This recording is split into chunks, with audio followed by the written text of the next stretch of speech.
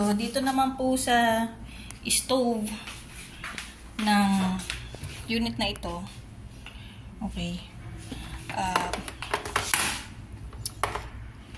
Iba kasi yung saksakan nito sa ilalim.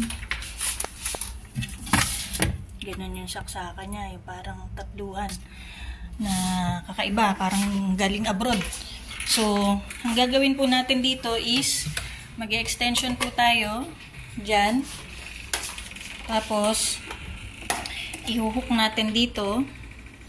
Tapos, isasaksak po natin ang portable na stove. So, ayan. Naka-on na po. Hindi po yan umiinit pagka walang kasirola dyan. So, on, up, down po yung temperature. Lagi nyo po tatanggalin sa saksakan pagka hindi ginagamit. And this is brand new. So, lagi lamang po siyang linisin every after use. And, one more thing, please do not unplug the power cord if the fan of the stove is still working. So, that will prolong your appliances. Thank you.